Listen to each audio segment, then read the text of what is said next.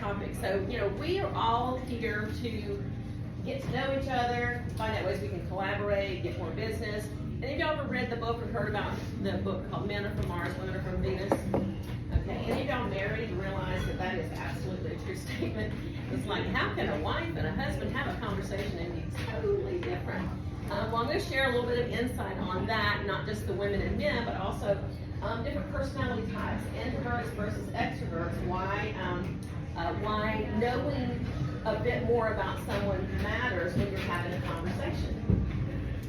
Okay.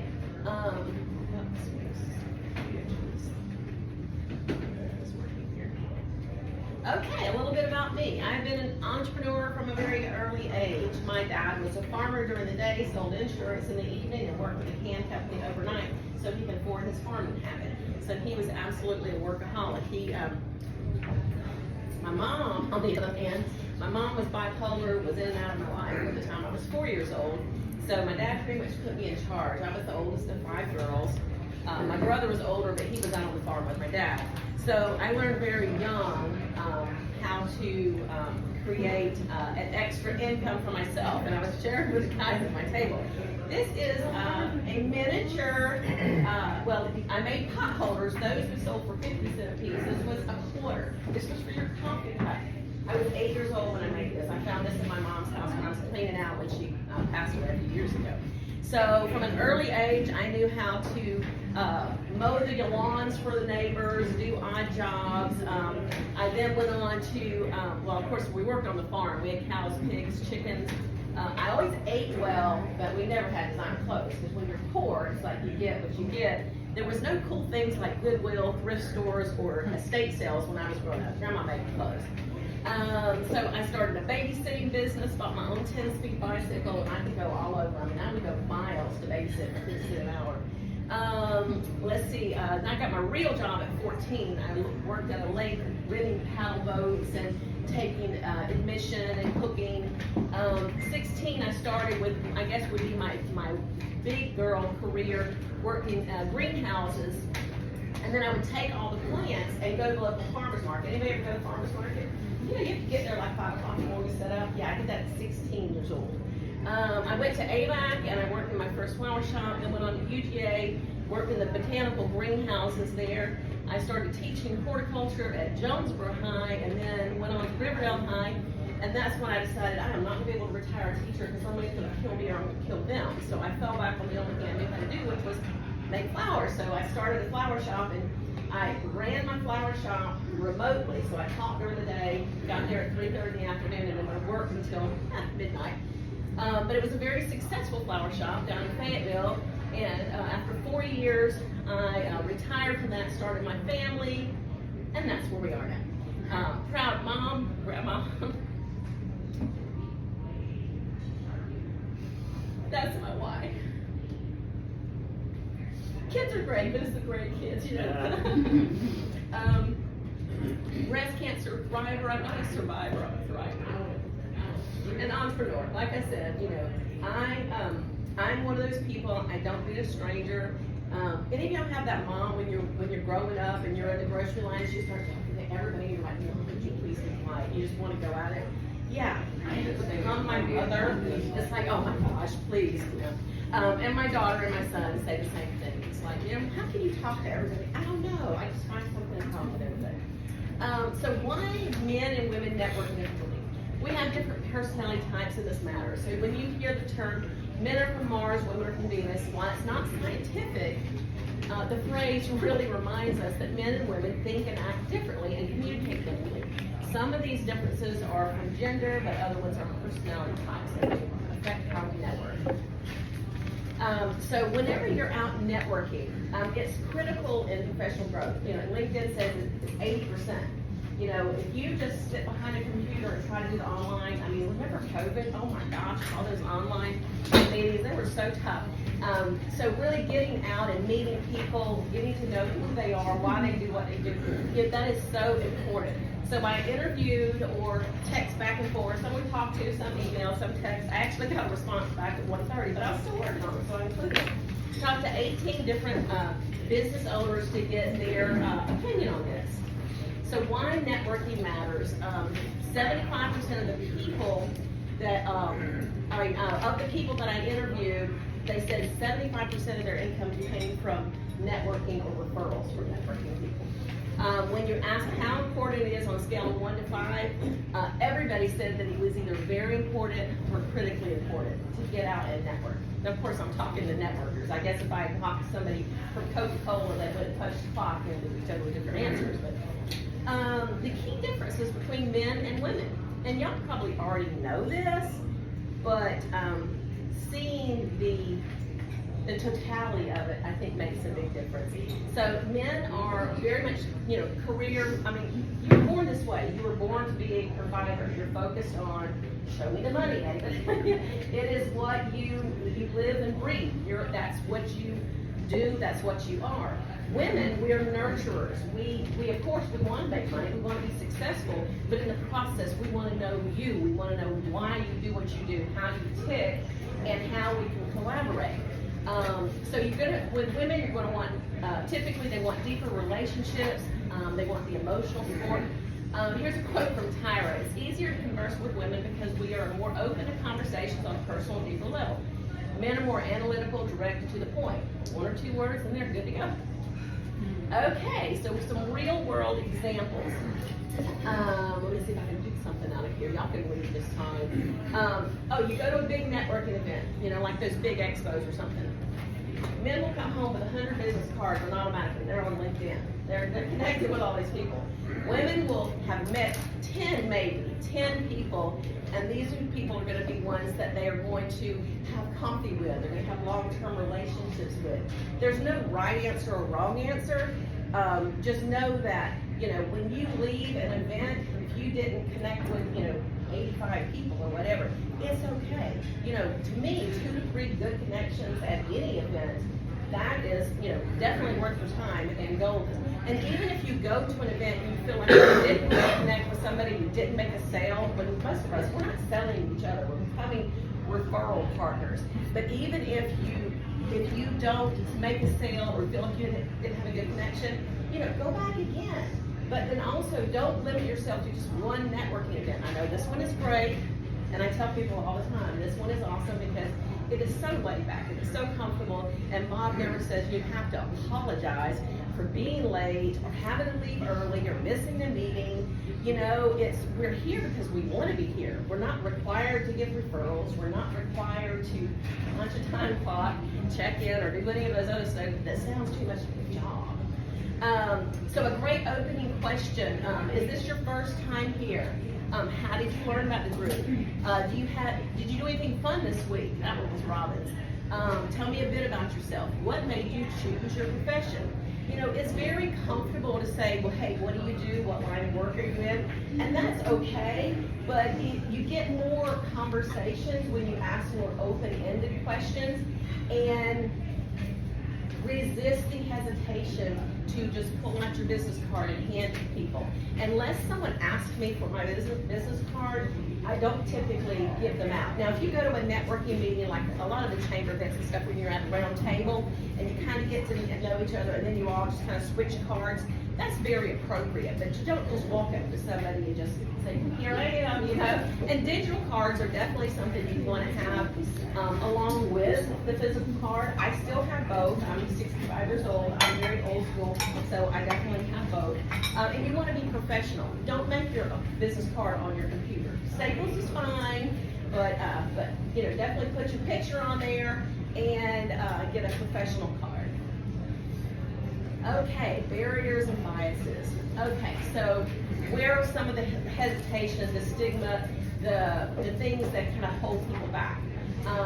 And some of this is, men versus women. Other is the people who are introverts versus extroverts. So with women typically are the ones juggling many duties at home.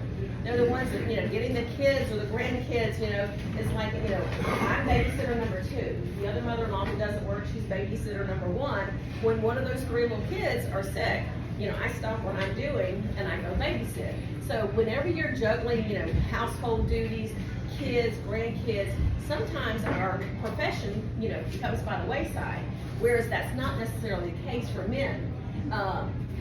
So men, let's see, you have, I don't want, well, I copy and pasted that. Less emotional depth. This is typical. I'm sure so many of y'all are not this way at all.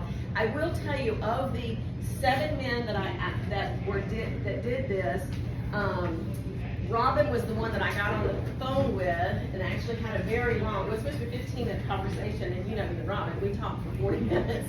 But he is, and a part of it is just his experience. He's been out there forever, but he does ask a lot of thought-provoking questions. So men typically, you cut to the chase. Give me the highlights, give me the features and benefits. I don't care about fluff. The women, we want to tell you the how, the why, how it's made, why it's going to make you feel fabulous or look fabulous, or your carpet's going to be so much nicer. We want to tell you all those details.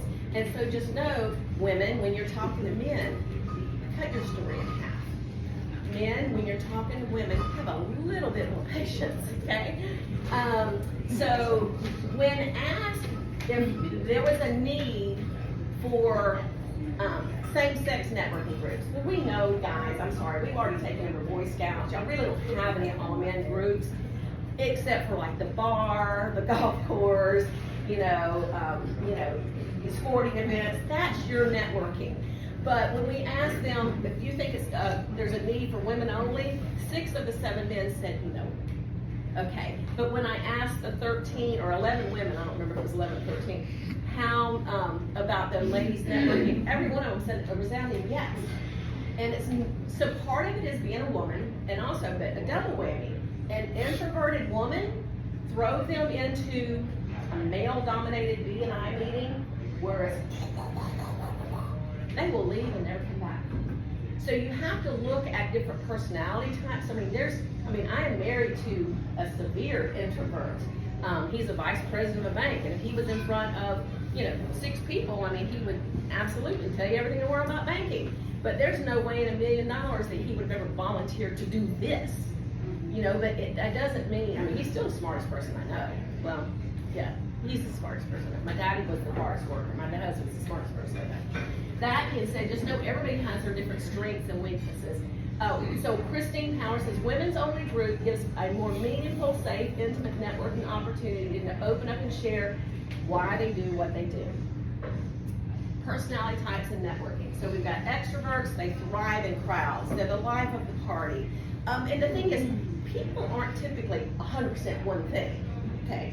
I'm extroverted in a lot of situations, but I don't have to be the one in charge. As long as somebody else is doing a good job, I will sit over there and say, yay team.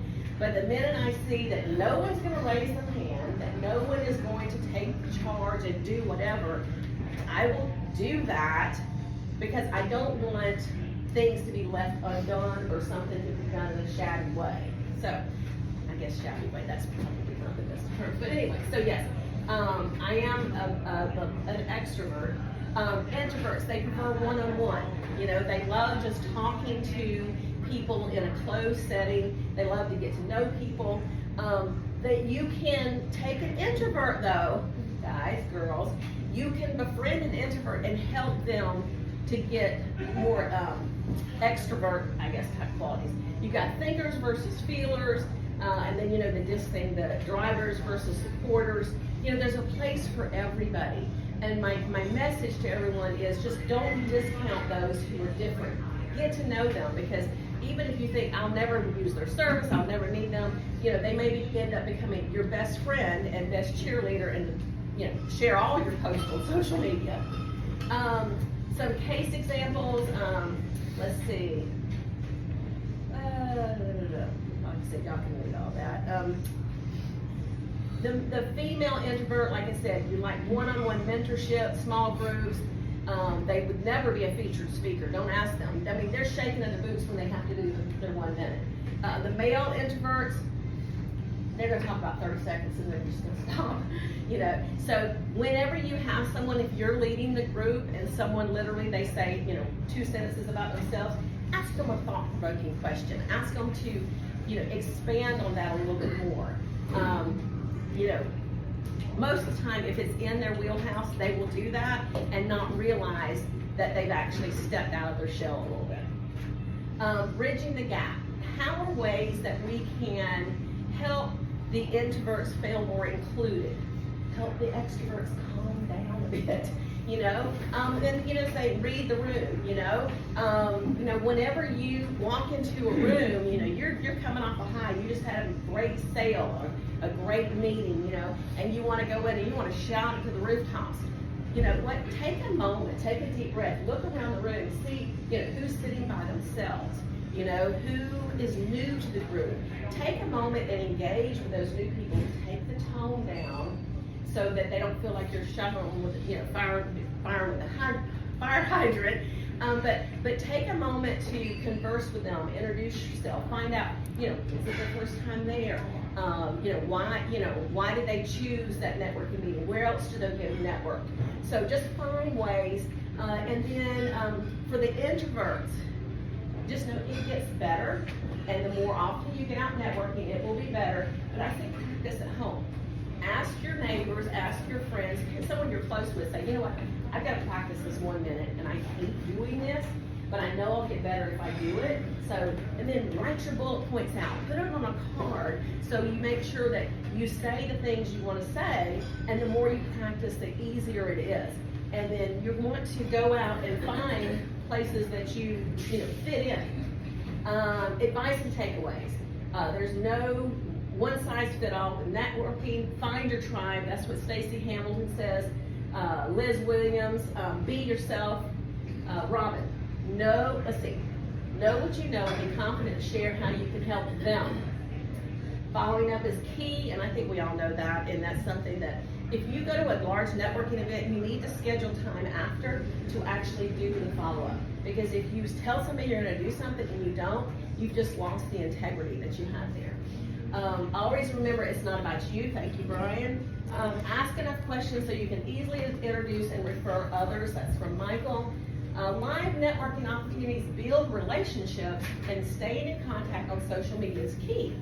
Like, comment, and share. And that's from one of my mentors, Tracy Randall. These are the people that contributed. We got Robin, Gretchen, and Jen were in the car at the same time, so we put them together. Shocker. They were driving to Gwinnett County yesterday at 5:30 to do a presentation. You go, girls.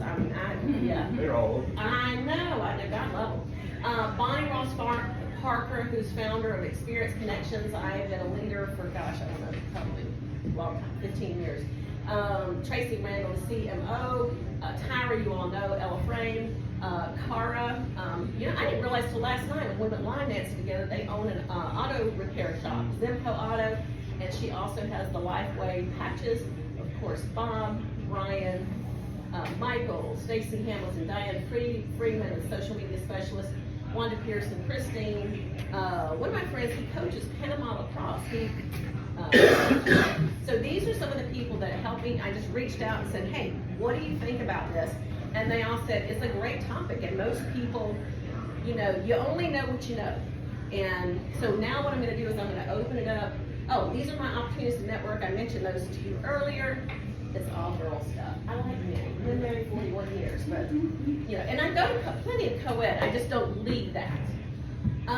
So now, anybody want to share your takeaway, any experiences, what your networking style is? Anybody? It's funny. It is funny how men and women network differently, because literally the ABA somebody brought up, a female brought up to the guys, hey, at the ABA, why don't you guys have a night for men or a luncheon for men? And I said, well, maybe we could do something once a quarter. Nobody wants to plan it. Because you need a woman in charge of planning. So I literally, I asked the question, they were like, yeah, that'd be a good idea. It got quiet. And I tried to make it happen, but it was just like, whatever happens, happens. So it was funny. I think Whiskey After Dark probably started as a guys' event, and like the Boy Scouts, we've invaded Whiskey After Dark too. So did you have something, Michael? Yeah, we could call it the Good Old Boys Network. Good Old Boys Network. He-Man Woman Haters Club? Yeah. Yeah, He-Man Woman Haters Club. So Sandra and I, there's several people, but Sandra and I are part of this Girl Getter group, and it stands for Grow, Inspire, Relate, and Learn. And Becca, the woman I was talking about, the stager, she started it a while ago and was like, hey, does anybody want to be part of this? And it was really women entrepreneurs kind of supporting each other. And I remember when I went to it, I didn't really know anyone. I barely knew Becca, but I kind of threw myself out there. And you can see like the transition of Maria, like all of last year, like my confidence levels, all that. Very first meeting, I was like, didn't really talk to anyone. I took notes. I pretended I was taking notes, I think, just because I was so uncomfortable. I think I spoke at the second one on purpose, just so like I could get myself out there. And it was all, everything's related, like, you know, setting boundaries, or mine was bouncing back from adversity. We've talked about social media, we've talked about all kinds of things. And it is such a safe space, and some of the topics get pretty deep. But it's all just kind of self-discovery, supporting each other. Like, I mean, these women will roll up their sleeves. We all just volunteered at a derby party in the pouring rain, serving drinks, and you know, I mean, oh, Bobby, you're there too. You're not a girl getter, but you're an honorary girl getter.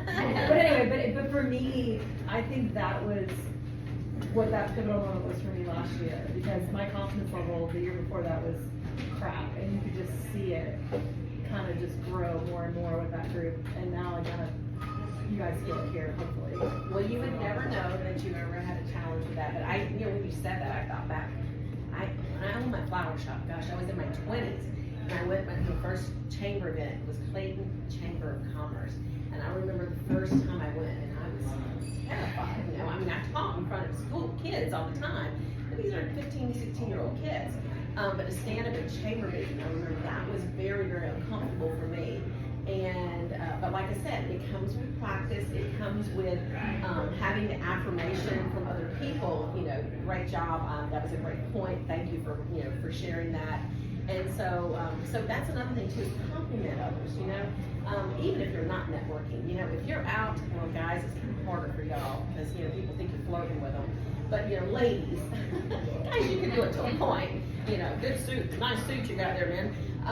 But ladies, whenever you're out and about, compliment people, because you never know when they're having just a really crap day, and that one little thing that you might say to them that they've done a good job on or whatever, it makes all the difference. Yeah, Brian. So a couple of things that I do. One of the things I try to do is get people's information and invite them to other groups. Yes. Adam's a great example, right? I sent him a list of networking groups he go check out. So if you would email me all your female stuff, I can put that on there for the ladies to run into. I will do that. And then the other thing that I would recommend too is get involved with those groups. Don't just come to the group and network. Be involved. Give them leadership. Do something.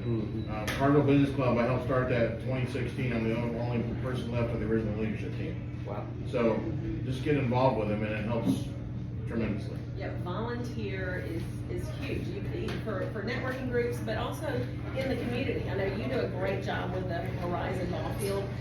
With our Cobb Business Women's Association group, every month we have a different charity that we sponsor. My dad taught me when I was little. He worked 3 jobs, but he was president of Kiwanis most of my life. I knew every Wednesday at noon he was at the Kiwanis meeting, and we would do the fish fries and the spaghetti dinners, and and he was an auctioneer. He did that as a profession too, selling like cars and stuff like that. But when it came time for the fair, the pig show and the cattle show and stuff, he was the volunteer auctioneer for that. So they named the auditorium after my dad. So yeah. Any other takeaways? Yes. For the introverts in the room, I'm an introvert. So when I first started network marketing and stuff, and I'd go into groups, large groups, and try and introduce myself around, I would pick one person who I called my anchor person. So somebody that you're familiar with and know real well. So you hang out with them a little bit and then branch off until you start getting introverted again. And then you go back to your anchor person again, and that refreshes you and helps you keep going. I love Just that. so y'all know, I am Mike's anchor when I'm there. You are my anchor, man.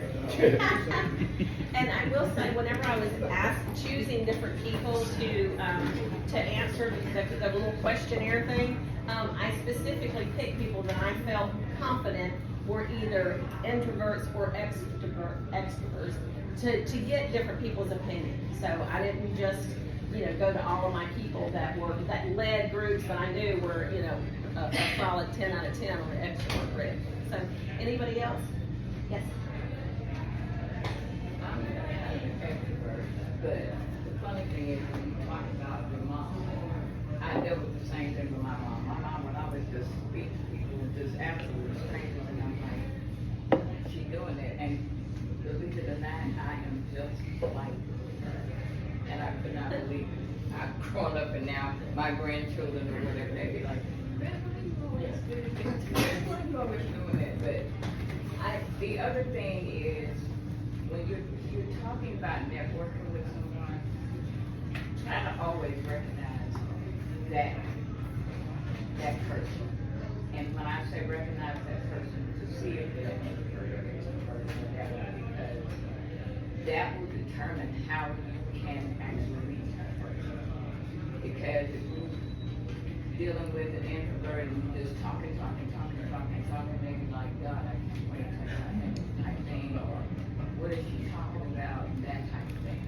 So always try to be able to recognize that type of personality that you're dealing with before you actually start trying to network. Yeah, it's something that I've actually networked for about 25 years, from jobs and jobs and jobs. And one thing I've always did when I went to a new group is, and I gave myself a small little snippet of, I want to at least talk to 3 people I've never talked to before. And that was just a goal. And that's a very manageable goal, just 3 people.